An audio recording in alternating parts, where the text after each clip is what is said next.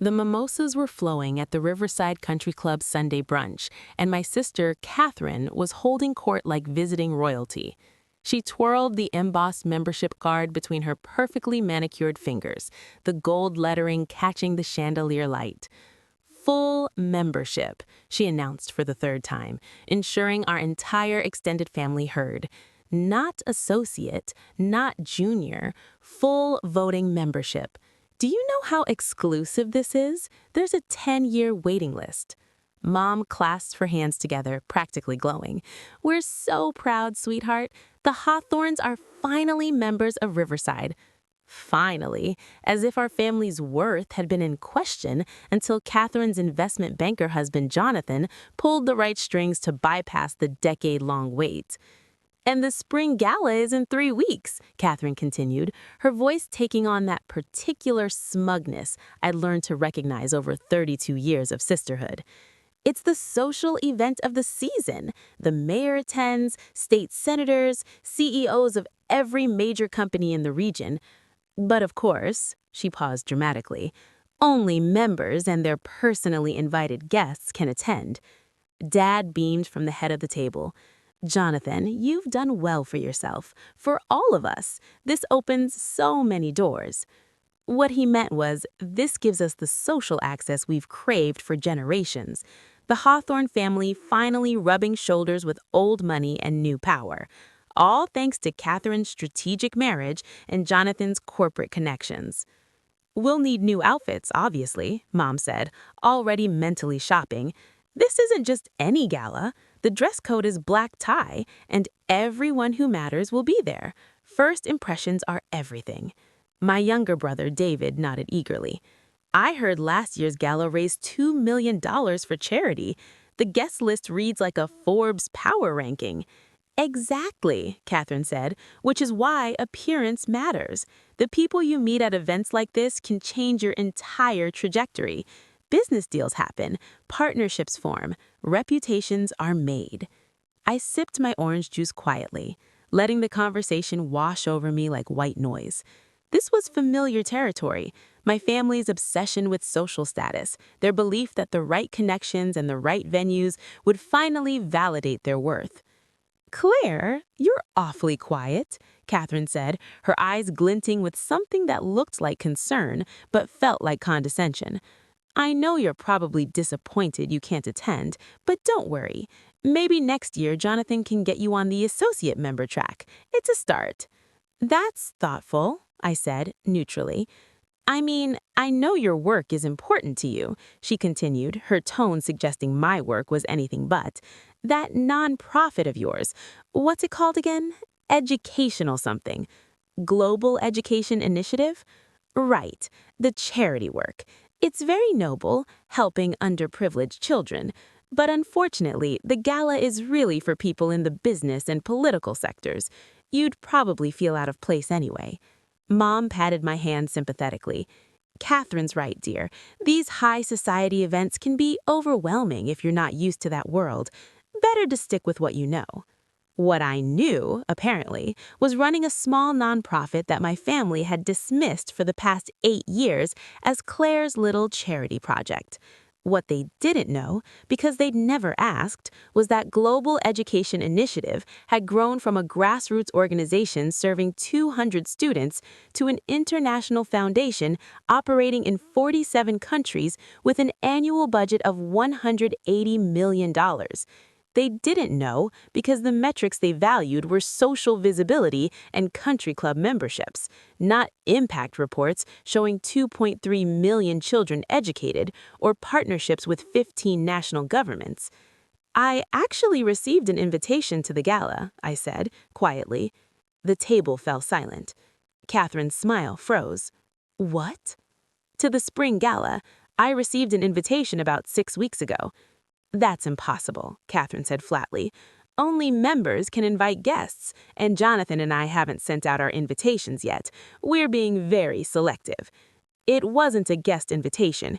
It came directly from the committee. Jonathan leaned forward, his expression skeptical. The committee only sends direct invitations to major donors or VIP speakers. You must be mistaken. I pulled out my phone and opened my email, scrolling to the message from the Riverside Country Club events director. I slid the phone across the table to Catherine. Her face went through several expressions as she read: confusion, disbelief, and finally something that looked like panic. "This says you're the keynote speaker," she said, her voice strangled. "Yes, for the spring gala." "That's correct. You're giving the keynote address at the most exclusive event of the year." It wasn't a question, more like she was trying to make the words make sense. Dad grabbed the phone. "Let me see that." He read it, then read it again.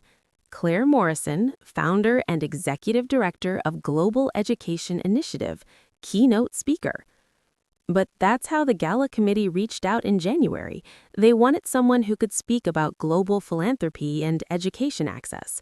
Apparently, our work in sub-Saharan Africa and Southeast Asia aligned with their charity focus this year. Mom looked genuinely confused. "But you run a small nonprofit. How would the Riverside Gala Committee even know about you?" "We're not that small anymore, Mom. We've partnered with UNICEF, the Gates Foundation, and the UN on several initiatives. Last year, we were featured in The Economist for our innovative approach to rural education technology." "The Economist?" David's eyes widened. "Like the actual Economist magazine?" "Yes. Also, Foreign Affairs, Stanford Social Innovation Review, and we did a TED Talk that has about 8 million views." The silence was absolute. I could hear the classical music playing softly through the club's sound system, the clink of silverware from other tables, the low murmur of conversations that didn't involve families processing revelations about their underestimated daughters. Catherine found her voice first. 8 million views? 8.3 last I checked. And you never mentioned this because... "I tried at Thanksgiving. I mentioned the TED Talk." "That's nice," and asked Jonathan about his portfolio performance. "At Easter, I brought up our partnership with the Rwanda Ministry of Education. You changed the subject to your kitchen renovation. At your anniversary party, I started explaining our technology pilot program, and Mom interrupted to introduce me to someone as our daughter who works with children." The words hung in the air, each one a tiny indictment. "We didn't realize it was such a significant organization," Mom said weakly. "You didn't realize it because you never asked. You saw a nonprofit in education and decided it was small-scale charity work that couldn't possibly compete with Catherine's investment banking world or David's law career. You measured success by country club memberships and corporate titles, and my work didn't fit that framework." Jonathan was scrolling through his phone now, his expression growing more uncomfortable by the second. "Your foundation has a $180 million operating budget. This year, we're projecting $220 million next year with the new government partnerships." "Government partnerships?" he repeated slowly. "With which governments?" "Currently, Kenya, Tanzania, Rwanda, Vietnam, Cambodia, Indonesia, and we just signed with the Philippines and Bangladesh. We're in talks with India and several Latin American countries." Dad's face had gone pale. "You're working with foreign governments?" "Yes. We provide educational infrastructure, teacher training programs, and technology systems. It's fairly complex, which is why I stopped trying to explain it at family dinners when everyone's eyes glazed over." Catherine was still staring at the email on my phone. "The keynote speaker gets introduced by the club president. Your bio will be in the event program. Everyone will know that your sister runs a major international foundation." "Yes, I suppose they will. But I told everyone you worked for a small charity. I said you were very sweet with children, but didn't really understand business." I said, "You said what you needed to say to maintain your position as the family's success story. I understand. It's been your role for a long time." Mom's mimosa sat untouched, condensation pooling on the white tablecloth. "When you said you were traveling for work," I continued, "you were meeting with government officials sometimes. Other times it was foundation donors, partner organizations, UN committees, education ministers. Last month, I was in Geneva for a conference on global literacy initiatives. The month before, Nairobi for our East Africa Regional Summit. You never said it was so important, Mom protested. I said I was speaking at international conferences. You assumed they were small academic gatherings. I mentioned meetings with education ministers. You thought I meant local school principals. I told you we were expanding into new countries. You smiled and nodded and asked if I'd met any nice men while traveling. The truth was settling over the table like fog, cold, uncomfortable, and impossible to ignore. My phone buzzed. A text from my assistant confirming tomorrow's call with the Dutch Minister of Education at 9 a.m. Eastern Standard Time. Also, the World Bank approved the grant proposal, $15 million over 3 years. Congratulations. I glanced at it and set the phone down. $15 million. Pocket change in our annual budget now, but still a significant win. Who was that? Catherine asked, her voice small. My assistant, just confirming a call with the government minister. Which government? Netherlands. They're interested in replicating our technology model for refugee education programs. David laughed, a sharp, almost hysterical sound. Jesus Christ, Claire, you're consulting with European governments. Several? Yes, education is universal. Good models scale across borders. Dad was reading something on his phone now, his fingers moving quickly across the screen. There are hundreds of articles about you. Forbes, Bloomberg, Chronicle of Philanthropy. They're calling you one of the most innovative voices in global education reform. That's flattering. Flattering? His voice rose slightly. You've briefed the UN General Assembly twice, actually. Once on education access, once on technology integration in developing regions. Mom looks like she might cry. We didn't know. We honestly didn't know. You didn't want to know. My work didn't come with a country club membership or a corner office or things you could brag about at dinner parties. So you dismissed it as charity work and moved on to topics you found more impressive. Jonathan was still scrolling, his face growing redder. You've raised over $400 million since founding the organization. $460 million, but who's counting? I manage a $200 million portfolio and thought I was doing well. You are doing well, I said. Honestly, your work is impressive, but so is mine. The difference is your family celebrated your achievements while mine overlooked them because they didn't understand them. Catherine's hands were shaking slightly. The gala committee chose you as keynote speaker over venture capitalists and Fortune 500 CEOs. They wanted someone focused on social impact rather than profit margins. Our work aligned with their mission this year. But you're speaking at my country club, at the event I've been planning for as the new member. Everyone will be focused on you. There was the real issue, not that she'd underestimated me or dismissed my work for years, but that I was inadvertently upstaging her moment of social triumph. I didn't plan this to embarrass you, I said quietly. I accepted the invitation because it's a good platform to discuss our work and potentially connect with donors. I had no idea you just received your membership or that this was your first major event there. But it is, she said, her voice breaking slightly. It is my first event, and I wanted to make the right impression. I wanted people to see me as someone who matters, and now they're going to see me as the keynote speaker's sister instead. The honesty in her voice was almost painful. Catherine, I said gently, you do matter. Your work matters. Your achievements are real. But you can't build your worth on being better than me or more successful than me. That's not sustainable, and it's not fair to either of us. Mom daubed at her napkin with her napkin. We've been terrible, haven't we? You've been human. You valued what you understood and dismissed what you didn't. It hurt, but I survived. I built something meaningful anyway.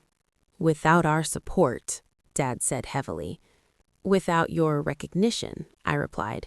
But I had supporters, my board, my donors, my staff, the communities we serve. I found validation in the work itself rather than waiting for you to notice. The brunch continued around us, other families laughing and eating, celebrating their own achievements.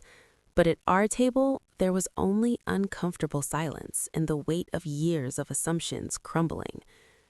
What happens now? David asked finally. I give my keynote speech in 3 weeks. You all attend as Catherine and Jonathan's guests. Presumably, we move forward, just like that. Catherine's voice was sharp. We just pretend we didn't spend years dismissing you? No, I said. We acknowledge it happened and decide whether to do better. But I'm not interested in making you grovel or feel worse than you already do. I'm busy enough without adding family drama management to my schedule. Jonathan cleared his throat. For what it's worth, I'm sorry. I made assumptions about your work based on Catherine's characterization, and I should have asked questions directly. Thank you. And Claire, Catherine said softly, I'm sorry. I was jealous. You had purpose. I chased status instead of admitting that I belittled you. It was the most honest thing she'd said in years. I appreciate that, I replied. Mom took my hand. We'll do better. We'll learn about your work. We'll support you at the gala front row. That would be nice. In the next weeks, my family kept their word. Dad read every article, Mom joined a volunteer session, David helped with grants. Catherine even reached out for donations, and they prepared for the gala with precision. The Riverside Country Club was glittering. Chandeliers, orchids, gold china. My family arrived together, perfectly dressed, front row reserved. Guests poured in, mayors, senators, CEOs, old money families. This was Catherine's world, but tonight she wasn't the star. Backstage, the president greeted me. Your work is inspiring. So many wanted your speech earlier. Even the Dutch consulate is here for you. Thank you, I said, hoping my family was proud. Dinner passed in a blur of introductions and networking. When I glanced at Catherine, she smiled, but tension showed in her eyes. Then it was time. The president introduced me with glowing praise. I stepped on stage. I spoke about the journey from a small apartment to reaching 2.3 million children in 47 countries. I said, success isn't about validation. It's about impact. I chose to keep building even when those close to me didn't understand. Catherine cried in the front row. I told stories. The Kenyan girl who became a programmer, the Cambodian teacher who trained 50 more, the Tanzanian village that built a school. The room was moved to tears. The ovation lasted 3 minutes. Afterward, donors pledged millions. Officials requested meetings. The Dutch invited me to Amsterdam. But the moment that mattered most, Catherine found me. Your speech was beautiful. I'm sorry I didn't see it before. Thank you. She handed me a $50,000 check for my initiative. It's a start. Jonathan and I will be recurring donors. I've set up meetings for partnerships too. I hugged her. I'm proud of you, she whispered. Proud to be your sister. Mom, Dad, and David joined, all admitting they had failed me but promising to do better. That night, my family used their connections to support my cause, instead of chasing status. As we left, Catherine linked arms with me. Next year, when you keynote again, I'll cheer the loudest, or maybe join me on stage. I said. She stopped. Really? Why not? We're family. We should build each other up. The spring gala, once Catherine's dream, became something else. The night my family finally understood real success.